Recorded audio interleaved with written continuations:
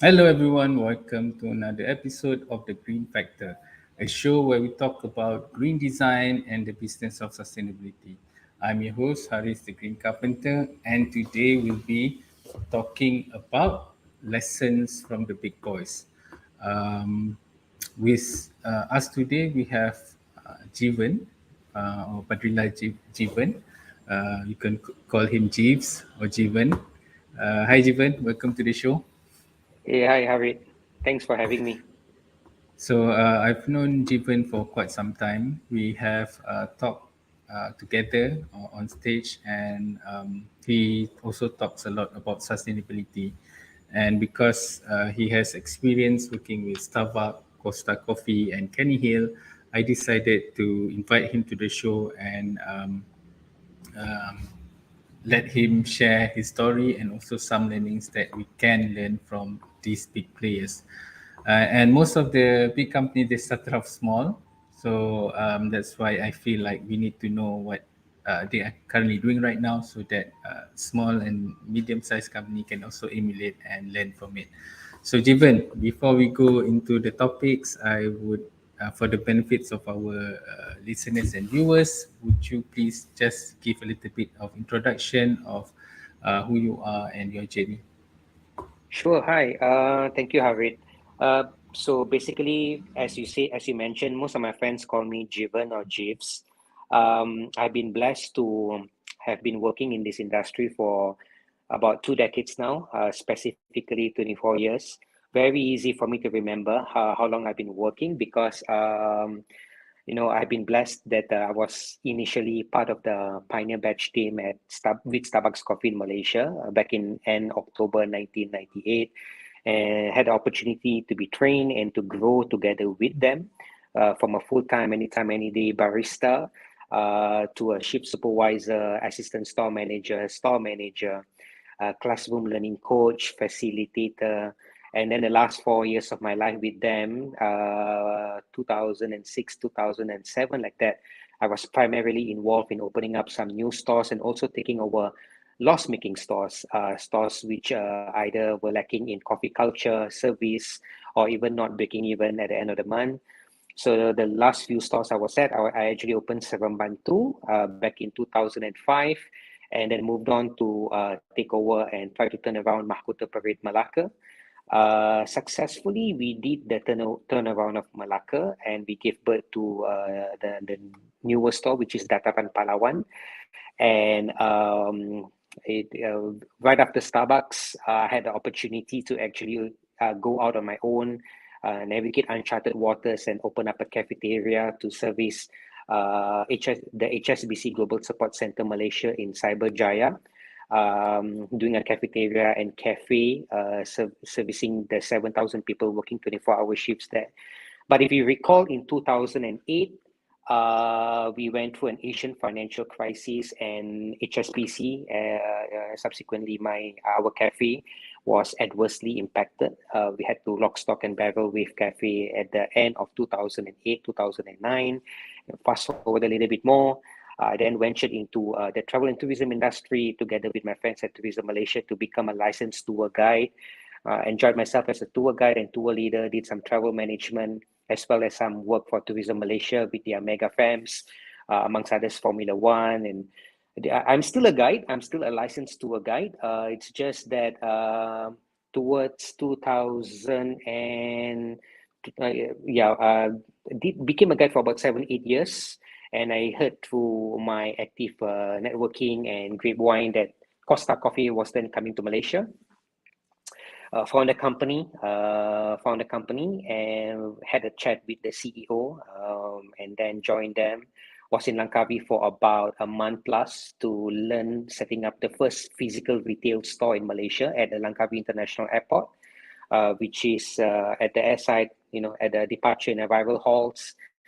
Came back to KL, and then I went out to do talent acquisition. We did about 150, 160, acquired those talents to open up our first 6 stores. Our flagship was Sunway Pyramid. And then moving on, after about a year with Costa, I'm a very human connection person, yeah, emotional attachment, human connection, people. service experience and all of that. So Costa and I found that the alignment was a little bit more. They were more on the machines, and so I moved on and I joined another company, a locally launched company called Rich Coffee, to be a launcher for their smaller footprint of a store, Copy R. But fast forward again, about a week before we were supposed to open our first Copy R in front of the Segi College near Masjid Jami, the first lockdowns happened, and Rage Coffee being in many office lobbies, primarily being in at office lobbies and also community co-working spaces, obviously was adversely impacted. Very unfortunate that today it's no longer around. And about 2 years ago, I was having coffee and a peach strudel at Bukit Tungku, and the thought came to me to try to apply to work in a company called Kenny Hills Bakers, which thanks to the support and patronage of a lot of our customers, has been growing tremendously. So I joined them as a training manager. So with that, I incubated and came up with modules to train the team members, supervisors and managers, and assisted or became like a soundboard to the MD, Mr. Kai, to open up new channels, new stores, Taman Tun, for example, to create uplifting moments for customers and enriching our team members' life by having better people culture. And recently, they just opened a smaller footprint of a store, the first outlet in a new brand at KL East Mall, the Kenny Hills Coffee. Kenny Hills Coffee is was the opportunity, I think, last weekend. For those who are familiar with the Green Factory, you notice that the Green Factory and Kenny Hills Coffee actually went into a collaboration to have a workshop. And I think both sides, especially the customers, had a tremendously good time. And so that's the short of Yeah. it. That's what I've been busy doing. Yeah. Yeah, so you spend a lot of time in the coffee industry, and you've worked with in the growth section during this company when they started, and also growing and Mm-hmm. growing. So that's why I think like today's contact, I would like to touch more on like how the transition from a smaller kind of operation to slightly bigger to larger kind of settings. So Right. I think to start, I just want to have a specific what you call the differences. We need to know the differences on how this small and large organization work from your Mm-hmm. experience. Mm-hmm. I think, in all honesty, I'll be very as general as possible, because we don't have the time as well to speak, into technical term. But definitely, larger organizations, I think we can make the assumption that they have got bigger budgets to play with. Yeah. But having said, I mean, they've got a bigger team, more structured, more of an organization, various departments, various positions to, marketing. There's a marketing department, social media, logistics, warehousing. In comparison to a smaller startup, where most of the time the founders are doing everything from A to Z, from baking the pastry, making the nasi lemak, and all of that, and being involved in sales and marketing and building relationships with customer, providing the customer service. So there's the pro and con. I would say, in a larger organization, as fast as they are scaling up and as fast and as much as they are growing, the challenge is to always remain small. Meaning remaining small, meaning like a store in a community needs to be, emotionally attached, or is a community store. While as a smaller startup, like, if it's Jeeves Cafe or a smaller cafe in a neighborhood, people always say, oh, Jeevan is set up a cafe in our community. Let's help him. Support him. So we are more akin to helping and supporting our local players. So that is the pro and con generally of a larger organization and a smaller startup, in terms of budget, in terms of departments, in numbers of people. When you want to place an order for an item, of course, if you are ordering in terms of volume, your MOQ, you get better pricing, so it becomes more affordable to offer it to the masses. But a smaller startup will always have a challenge of balancing the budget. When you want to order something, packaging, for example, it will always be, we don't have the numbers to order it in bulk or large volume, so the price will be high. That's primarily one of the key differences between larger and smaller setups. So I would think, yeah. yeah, not just the number of people that is involved in the operation, but Mm-hmm. also what might be important is Your job the scope, mindset. yeah, Yeah, and yeah, the also the mindset. mindset. I think the Mm-hmm. mindset is something like we need to look a little bit into, because when you operate a small operation, the mindset is mostly to a certain extent. But when you're growing the business, more and more people coming in, more and more process, more and more Yeah. things you need to do. So Mm-hmm. how does either managers or business owners should look into manage the transition from small to medium or large? All right. Again, a very, a very big question, but what I can say is in a smaller setup, you are the intrapreneur. Your boss or the founder is the entrepreneur. So the sense of ownership and the sense of belonging and the sense of driving the business forward to make sure its success is strong. In a bigger organization, to have the barista, to have the supervisor, the management, to have the mindset.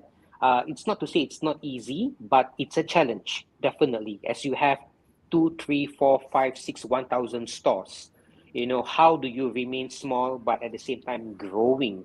So you need to have selective trainings for your people stepping into leadership, then stepping into management.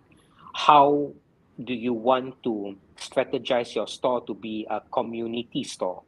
How do you want to strategize the local store marketing initiatives? Who do you want to be working with? How are you going to touch your customers?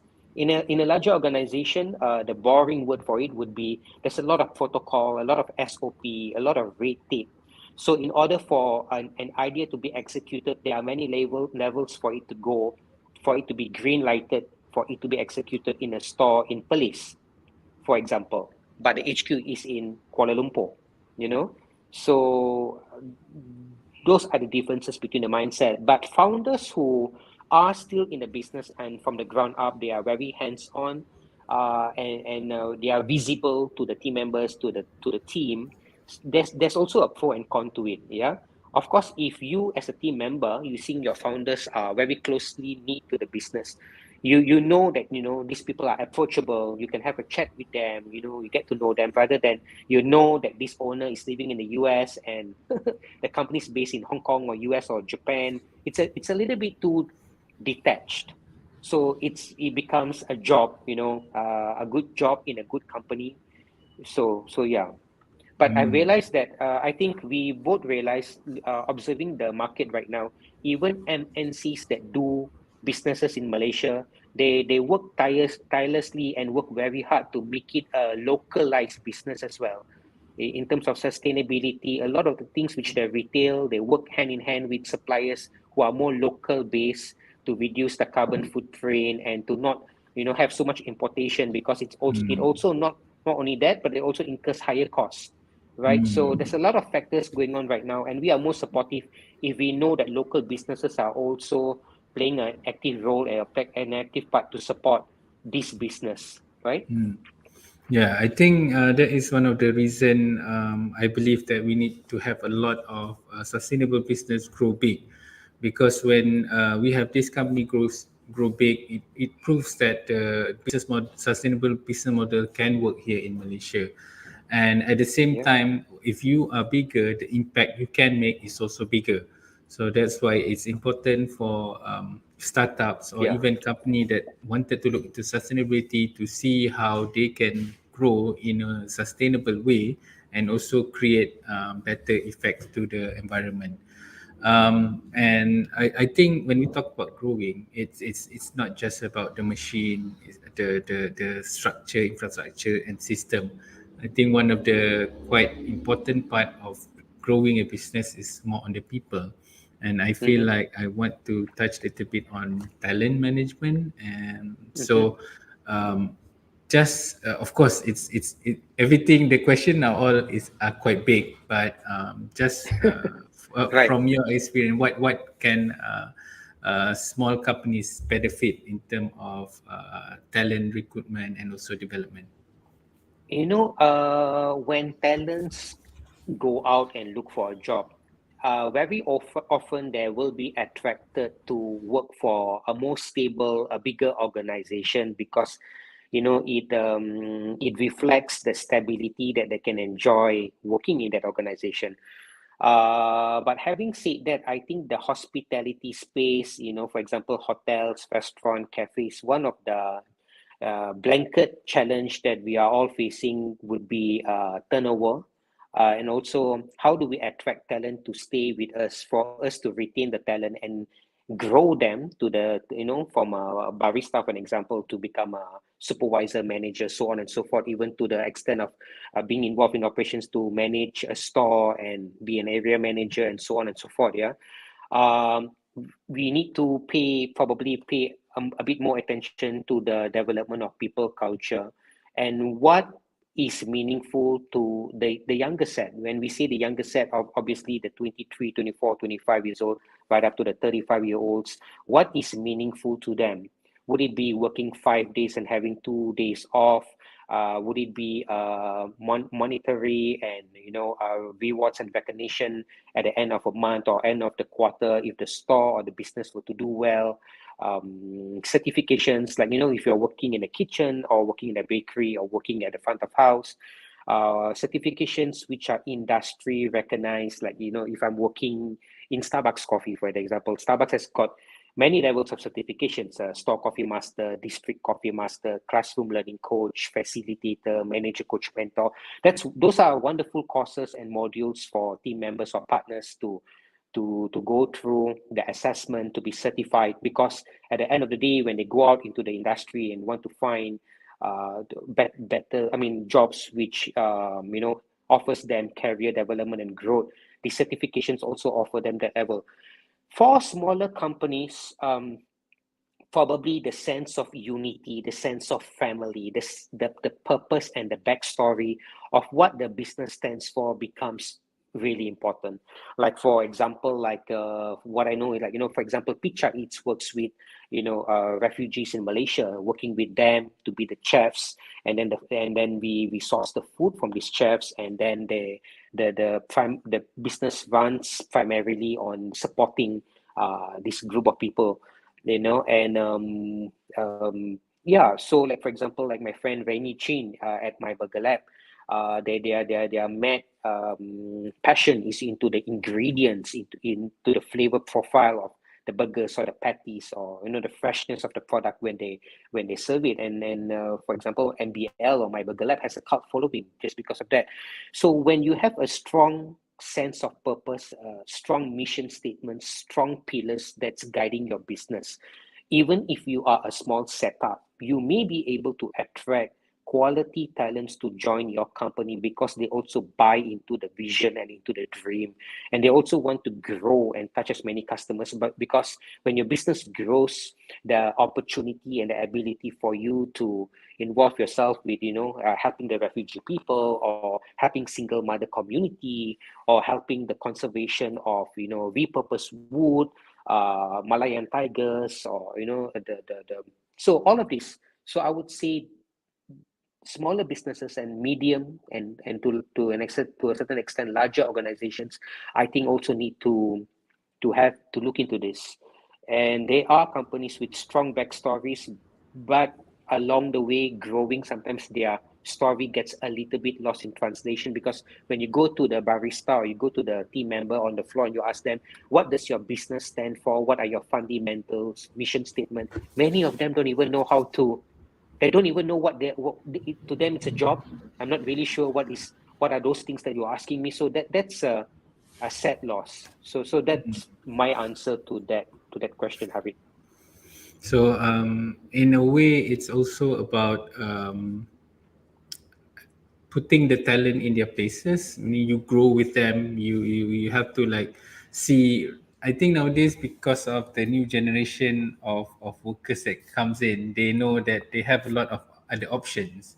So what will Yeah. make them attracted to you? And I think this is one of the things that is also what we are experiencing, in a way that we get a lot of this talent that wants to be with us because of the the mission, the vision, and Yes. that's why right now people don't mind more. The salary is one thing, but they also want purpose in their job. And I think by Yes. giving them purpose, and they will also in turn are able to grow and be part of the organization. And before they, for me, is like I have a view that um, a lot of people are not going to work in a same company for a long period of time. I think we have Mm-hmm. passed that time. A lot of people they want to also grow and move and move. So we need to be able to create a system where they can, if someone goes, there's also The someone like takeaway, for takeaway and all that. So you create a the system yeah, where succession planning and the succession takeaway for planning.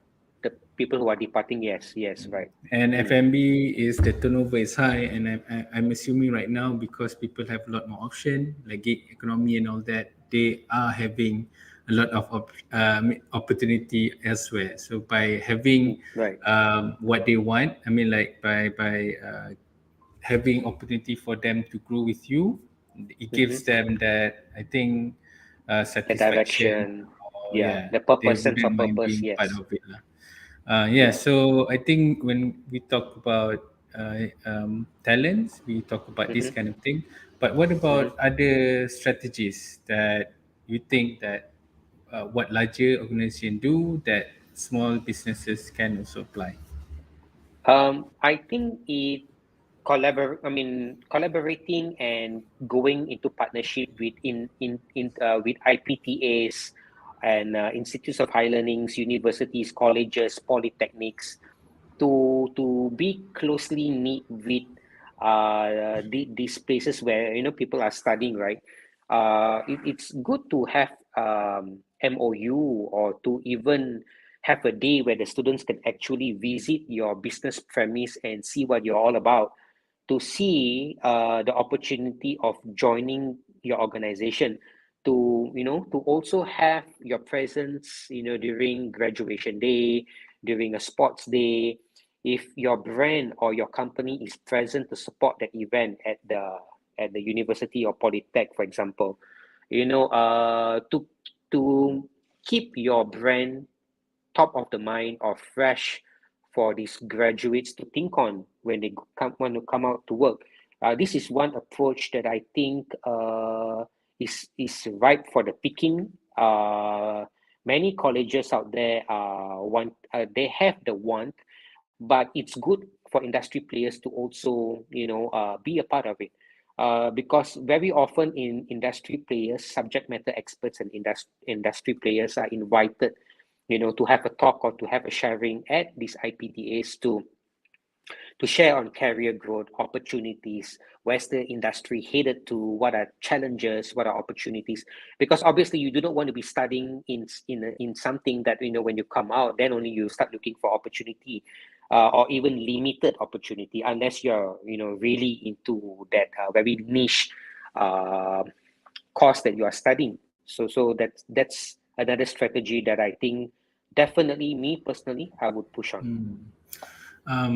That is more on the talent acquisition, right?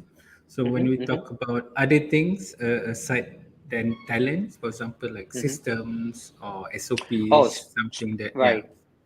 So okay, so the question is, what other strategies can small businesses apply? You've got to make what you have work for you. For an example, leverage on what you have.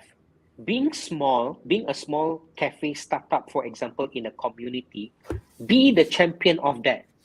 Make it work for you. Be the voice of your community. So in your community, if there's a lot of single mothers, for example, that's really good in Tika Mangkuang, you can also showcase and highlight the stories of single mothers in this community in your retail offerings, in your social media, because we are living in a day and age where basically if you have a smartphone, you can already be a business owner. It's that simple, but how driven, how hungry, how resourceful and innovative we are in getting just using our smartphone and our small startup setup. How do we get our message and our communication, our voice across So, technology is a great enabler. And also networking is another thing because to my surprise, I think for me, LinkedIn is working to, it's working wonderfully for me, and I believe for you as well, Harit, and also for, the Green Factory. But a lot of people, including the younger set, when I speak to them, they don't see LinkedIn being a mere portal to look for a job. Once they get the job, they either close their account or they are inactive, but they are more active on IG or FB or any other, which is not wrong, but it you are limiting your career because right now for career and for growth and for networking, LinkedIn is the best software and it's basically FOC. It's free. So with a smartphone, with your hunger and drive, with very active participation on LinkedIn and actively, growing your network with subject matter experts. There's so much that you can learn from on a daily basis because a lot of them are sharing very purposeful, very driven content on LinkedIn. You can even get pages of their newly released book or PDF of their ideas, their strategies on LinkedIn for free. But it's all a matter of if you only have 50 followers and you have got 30,000 followers, obviously your audience and your breadth is bigger with a bigger catchment of an audience. Like you're having the best goreng pisang, the whole of USJ, you are the best goreng pisang, and you only sell about less than 100 pieces in a day. But this guy who's really incredibly good on social media, his customers are posting on their IGs and talking about it and sharing with their community and their network, could easily sell 10,000 pieces of goreng pisang in a day. Not saying that 10,000 pieces of goreng pisang a day from that vendor is tastier than the 100 pieces, but how are you making what is basically very affordable to the masses work for you? So that would be another answer. But also, so if you have only 3-4 people working in your cafe, make sure that the customers know them by name and these people also know their customers by name. Does not matter whether you've got 300 people or you've got 4 people working for you in your organization, but if these 4 people are really wonderful with your customer base, I'm very sure your customers will drive off out of their way to come to your cafe simply because of their uplifting moments and service which they can experience at cafe, the Green Factory, rather than a very no-face sort of a cafe where there's volume and movement and everything, but nobody knows your name, even though you go there 4 times a week. I would rather support Cafe TGF like that in that context. So maybe Yes. those are some things that they can work on because don't mind me sharing, I also have done some trainings for SMEs and also micro SMEs. And one place which I've done it is at Port Dickson during the lockdown, and sitting down with these business owners and sharing this with them, it makes really good sense, to them. And when they start applying it, it actually works. So I'm not just a theory based guy. I'm actually very, like I mentioned, the early part of my career was as a barista, but I'm a very human connection person, and also I really push on emotional attachment. I see plenty of value in that. So there are a lot of things that small businesses can use. Like for example, you said social media, which is free, and also the small touches in terms of the service, and also championing causes and community. Mm-hmm. Um, and we have Melati has said agreed Mm-hmm. with networking and LinkedIn. Yeah, of course, I think like a lot of people should look into having LinkedIn presence and being more active because there's a lot of opportunities there, and the Mm-hmm. organic reach is still high. Um, I think we have come to the last question, which is Mm-hmm. what are the future trend that you see in terms of how businesses will move eventually? Because we have a shock during COVID, and right now everything is in shamble. Right. What do you think Right. the future in terms of businesses will go towards? I have participated in a couple of experiential retail or retail conferences myself as a moderator as well as a panelist. And a lot of times I see that technology is currently being pushed to the forefront. Yeah. We're looking at virtual reality, augmented reality, cashless stores. stores without even a cashier coming to the forefront? How are we using drones and all of this? I am a fan of technology. Yeah, technology can play its part. However, I would never discount the human connection element. See, I'll give an example. When we head to cities, a very fast forward city like Shanghai, or we go to Tokyo, or we go to Singapore, for an example. These fast forward cities where most of the time, even people crossing the road are looking at their iPads and looking at their smartwatches and their phones, right? Crossing the road and all of that. Still, we are a community herd. People still need community, and in that 20-30 minutes that we have the time to actually catch a breath and go for a cup of coffee, if within that 20-30 minutes you are able to actually provide that environment for the customer, knowing them by name, getting to know them a little bit about what they do and things like that, that is where things like that Starbucks Reserve Roastery in Tokyo or in Shanghai, a 2-3 story high Starbucks that sells a latte. If you convert it into ringgit Malaysia, it's about 50-60 ringgit per cup. But it's packed. Yes, it's a tourism destination, it's a travel destination, it's a destination store, it's a high street store, all of that, yes. But the thing is, it's also we are selling the community aspect of it. You can see the green beans from the ballet bags, and then you can see it being roasted fresh in front of you. You can have a barista who's knowledgeable on it and passionate about it, speaking and talking and sharing about it. And then you have an element of technology there where people can go with their smartphones and QR code a part of the roaster, and then read a little bit more. These beans are from Latin America. They're being roasted for how many minutes at what temperature. So all of the technical information can be shared from your QR code on your smartphone. But that human being, that human connection, human element, we must not lose it. That is our winning point. That's the first thing. The second thing is with accelerated climate change and global warming.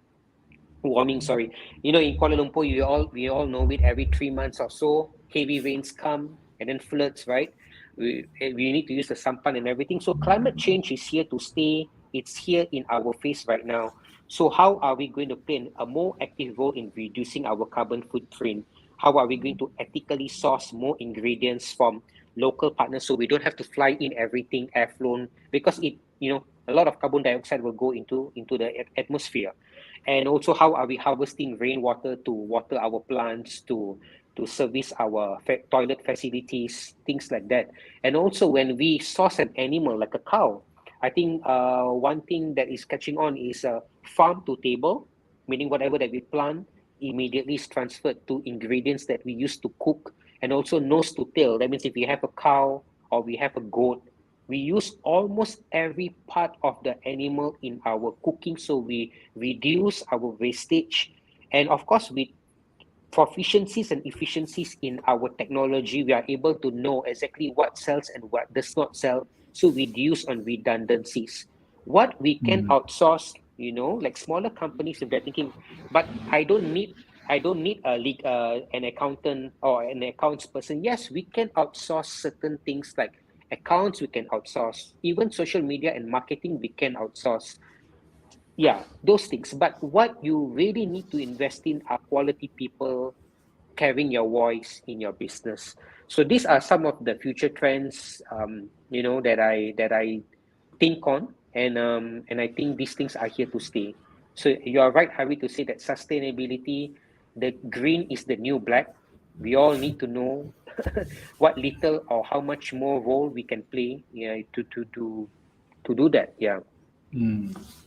Yeah, so it's interesting that you say like technology. We all know technology will be the forefront of the future. However, the infused human element is becoming more and more important, like what you say. So we have the cold element, which is the technology, and we also have a Right. warm element, which is the people. So I Right. think like those we are going to see a lot of those moving forward, and I think those are the things that also separates good companies from mediocre ones.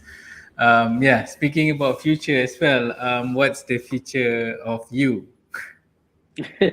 So thank you for asking me. So right now, I'm actually spearheading my consultation in terms of F&B, hospitality, and retail.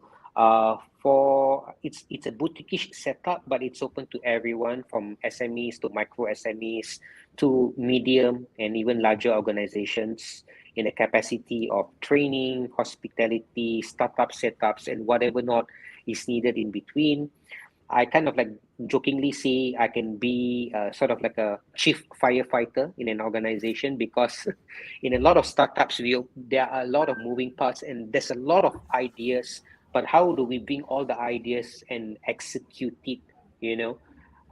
Sometimes the operation side of things and the execution part of things, in comparison to the ideas that you have in mind, may not be as smooth if you do not have the experience to execute it.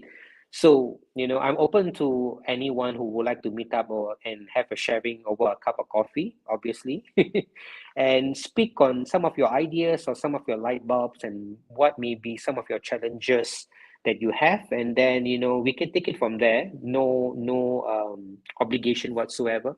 Even meeting with people is part of what makes me happy, because, it's just like reading a book. No two people are the same, like just like no two books are the same. So that's what I'm into right now, Jeeves Insights and Consultation, which does consultations and advisory in this space and capacity. Harit. So thank you very much, Jeff, for a quite impactful and packed session. And we hope the audience can also absorb it slowly. And if you have any other problems, or you want to bounce some idea, do contact Jeevan. He's very approachable. I can vouch for that, and also very helpful. So thank you again, Jeev, for today's session, and for the viewers and listeners. Thank you very much Right. for Thank you tuning for having in. me, and thanks to everyone. Yeah, for Yeah. for So joining in. Yeah. see you next week, and have a green week ahead. Bye bye, everyone.